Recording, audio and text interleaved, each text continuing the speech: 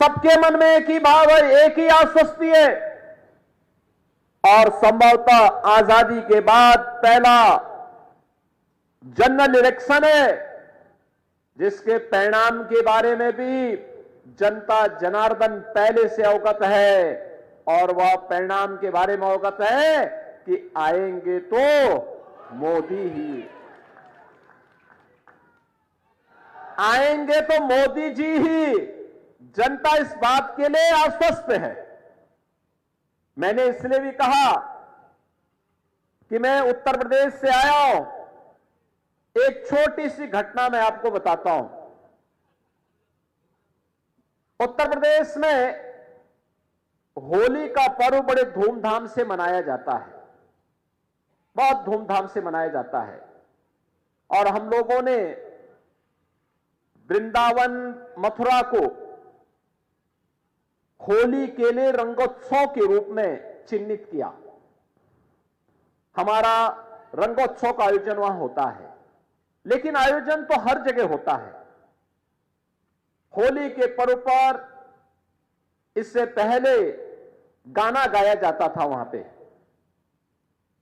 और खासतौर पर हमारे ईस्टर्न यूपी में कि होली खेले रघुवीरा, अवध में होली खेले रघुवीरा। यानी इसका आशय था कि अयोध्या में प्रभु रामलला होली खेल रहे हैं और लोग झूमते थे, पूरा गाने के साथ झूमते थे, गांव के गांव। लेकिन बहनों और भाइयों, 500 वर्षों से अयोध्या में रामलला को किसी ने होली खेलते हुए नहीं देखा। पहली बार अयोध्या में रामलला ने होली के आयोजन के साथ जुड़ करके पूरे भारतवासियों को नए भारत का दर्शन कराया है। और इसीलिए तो मैं आश्वस्त हूं कि अयोध्या में अगर रामलला 500 वर्षों के बाद फिर से विराजमान हो सकते हैं, कोई कारण नहीं कि मोदी जी ने 10 वर्ष में भारत को जो पहचान दी है, जो सम्मान दिलाया है, जो सुरक्षा दी है, जो समृद्धि दी है, गरीब कल्याण के जो कार्यक्रम किए हैं, इन सबको ध्यान में रखते हुए मैं विश्वास के साथ कह सकता हूं कि फिर से आएंगे तो। बहनों और भाइयों, ये जो परिवर्तन देश के अंदर दिखाई दे रहा है, दुनिया के अंदर दिखाई दे रहा है, और बहनों और भाइयों, पहले 4 करोड़ गरीबों को सिर ढकने के लिए पीएम आवास योजना का लाभ मोदी जी ने दिया, और फिर रामलला को भी एक भव्य आवास अयोध्या में राम मंदिर के रूप में दिया है। हुआ है ना ये सब काम? एक सब हुआ है ना? आप मुझे बताओ,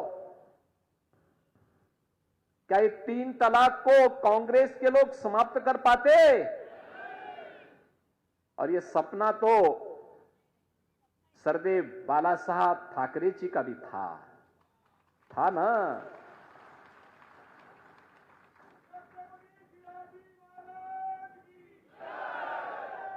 आखिर छत्रपति शिवाजी महाराज का हिंदवी स्वराज तो यही था ना जो आज देखने को मिल रहा है। यही तो था कि हमारा अपना शासन होगा, भारत का अपना शासन होगा, भारत के आराध्य देवों का सम्मान होगा, भारत की बेटियों को सुरक्षा प्राप्त होगी, भारत की सीमा को, भारत को समृद्धि की नई ऊंचाई तक पहुंचाने का काम करेंगे। यही तो कहा था, और उसी भाव के साथ आज मोदी जी काम कर रहे हैं। बहनों और भाइयों, मोदी जी के नेतृत्व में आज भारतीय जनता पार्टी और एनडीए की हमारी सरकार भारत को दुनिया की एक वर्ल्ड पावर, ग्लोबल पावर के रूप में स्थापित करना चाहती है। वह है विकसित भारत। विकसित भारत के लिए विकसित महाराष्ट्र भी चाहिए, विकसित महाराष्ट्र के लिए विकसित नागपुर भी चाहिए। हर जनपद को, हर गांव को विकसित बनाना है, आत्मनिर्भर बनाना है। और इसके लिए सबसे सशक्त माध्यम कोई बनेगा तो सरकार बनेगी। सरकार, नेता भी होना चाहिए, नीति भी होनी चाहिए और नियत भी होनी चाहिए। क्या विपक्ष के पास नेता है? क्या न नेता है, न नीति है और न नियत ही है। यही स्थिति है ना। और बहनों और भाइयों, हमारी सहमति असहमति हो सकती है। हम लोग, सुबोध जी और मैं दोनों लोग सांसद थे 1999 में भी साथ साथ थे। वे अलग पार्टी से थे, मैं अलग पार्टी से था। 2004 में भी हम साथ साथ सांसद थे, रामदास जी और मैं। 14 में मैं भी सांसद था गोरखपुर से, यूपी से, और रामदास जी भी थे। वे 19 में सांसद बने, मैं 17 में उत्तर प्रदेश के मुख्यमंत्री के रूप में मुझे भेज दिया गया।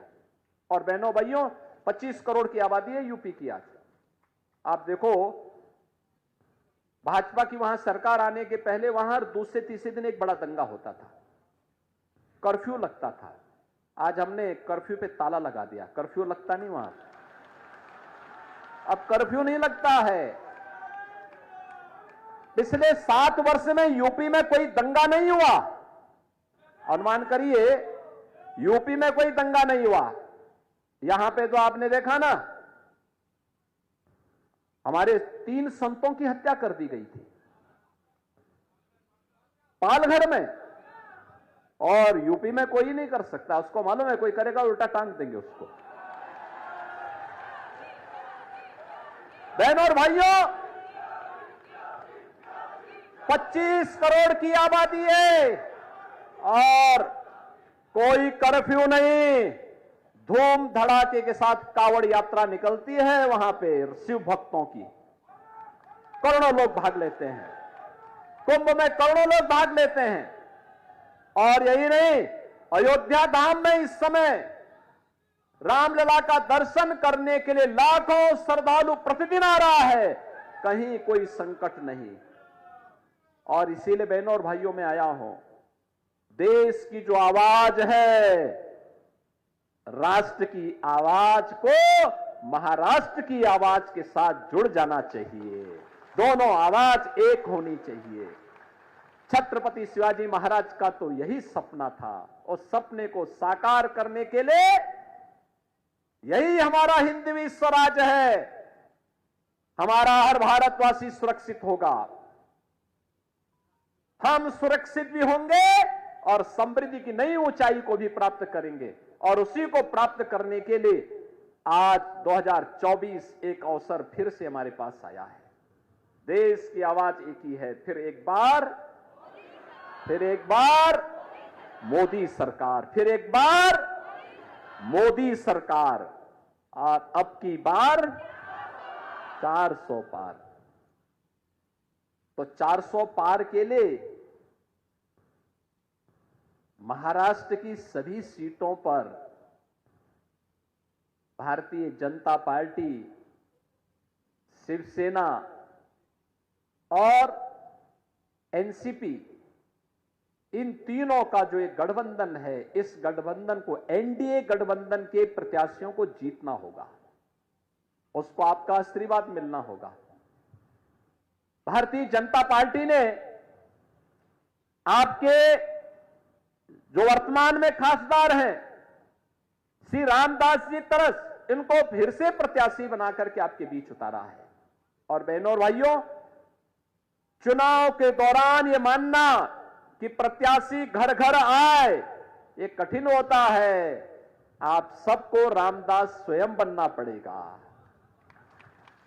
चुनाव तक 19 अप्रैल तक बनेंगे, 26 अप्रैल तक बनेंगे, तो बनना पड़ेगा। घर घर जाइए, एक एक वोट को भारतीय जनता पार्टी और सहयोगी दलों के साथ मिलकर के एनडीए के प्रत्याशी को विजयी बनाने के लिए आप सबको लगना पड़ेगा।